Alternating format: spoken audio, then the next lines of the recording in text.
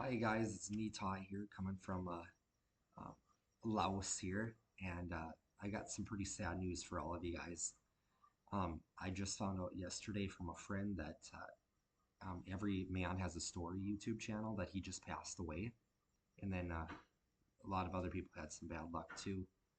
And I don't know if you guys have heard of him, but he's one of the three main YouTubers for the Philippines. Because there's Old Dog New Tricks, well, Paul in the Philippines, Old Dog New Tricks, Geo in the Philippines, and Every Man Has a Story. And well, the thing is, with Every Man Has a Story, he moved to the Philippines and he got married. His wife is 30 and he's, I think, 69 this year. And they just have an 8-month old baby together now. And um, I believe he passed away from a stroke. He used to have heart problems and everything. And like he had children from previous relationships, but she didn't have any of her own. So I don't blame her. I'd want to have babies of my own too, you know. It's just not the same when they're not yours. So uh, he he did the right thing when they had the baby. He went through all the work of applying for a passport and social security for his child because he knew that eventually he's going to pass away, and if the kid is still in school or anything, that they'll be taken care of with their social security. So honestly, I think that everything's going to work out just fine in that because our family went through a similar situation. My aunt passed away when her two children were just little babies, and the dad, he didn't want to have anything to do with his own kids and anything. So our family took those two kids in as our own, and the social security checks are definitely enough to take care of those kids because like my aunt, she was only in her 20s when she passed away with the two babies, and um, of course, she wasn't on social security or anything, but those babies, they got her social security payment until the age of 18 years old. And the thing is with Mark there, with him being 69 and retired, already drawing social security since he was like 62 or whatever, um, they were already automatically getting a monthly benefit for those for this child, this 8-month old here. So the baby will be getting that, but like I said, now that he passed away, the child's getting the bigger social security check, which is going to be Mark's. So, but yeah, it's really sad because I enjoyed watching him, and like if you ever had any questions on like a live stream or anything, you could always message him. He was always happy to tell you, um, uh, what SIM card to use or anything with the visa process and all of that.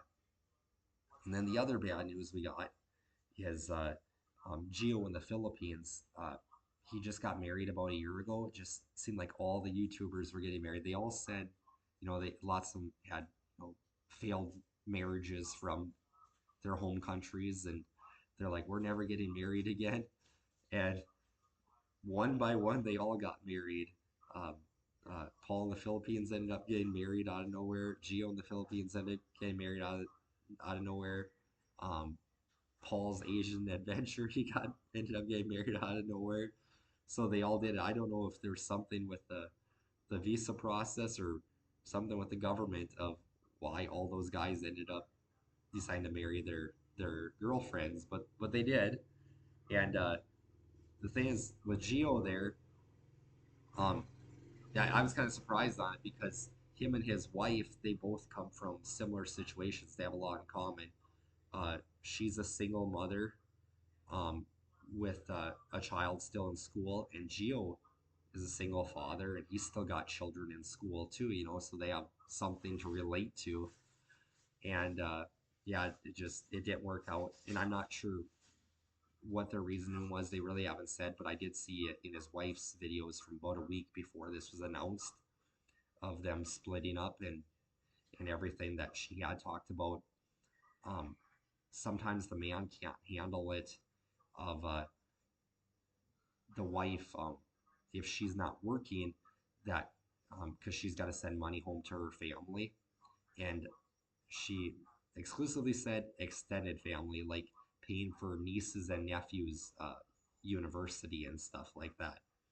So, um, which here in the United States, most of us feel, that it's tough enough for the man to save for retirement and support his little family of his wife and his own children. And here you got other extended family, up to 30, whatever, where they're reproducing like crazy and they have no limit on it. They just keep reproducing, and you're expected to pay for all these new nieces and nephews university. So I see where that's coming from. So um, I don't know if Gio and his wife did not discuss this before they got married, that he's not going to be paying for nieces and nephews university or what. But yeah, she already moved out, got her own apartment, and Gio's just got his furniture left in his apartment. He'll be moving out. And then the other sad story is Paul in the Philippines, where it seems like everything always good goes good for Paul. Like he's just one of those guys that just rolls with the dices. And well, him and his wife, they were gonna build a house because he wants to leave her better off than she was before she ever met him. So he bought some land and he did his research on contractors and everything. And the first thing I'm gonna say about this contractor is he's not a Filipino contractor; he's a foreigner. And I have no idea what company this foreigner is in Dumaguete, Philippines. But he went ahead and Paul went around with the guy because the guy cold approached him at his door or whatever, his house, and he showed him all these crews that were building a house, and just everything was working together perfectly. They seemed really productive. So Paul gave him a bunch of money up front to build this house, and after and they signed the contract, and if the house isn't built within 6 months, the contract is terminated. Well, 6 months has passed, and all they did was dig the footings on his house, and then they just abandoned the property. They did build a little like shack or whatever for all the workers to stay in while they're doing the construction.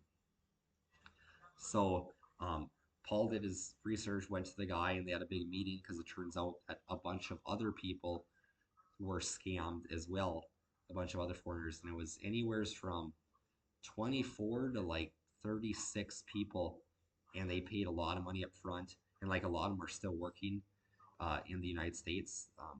They're probably in their 50s, just trying to build the house, pay cash for it, get it all paid off, and then build and move over. And they're gonna have to postpone their retirement over this because the builder, he went ahead and he approached whatever all 36 of these people and said, "Yep, I'll have your house done in 6 months."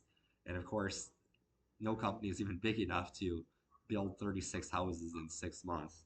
So all these people were swindled out of their money.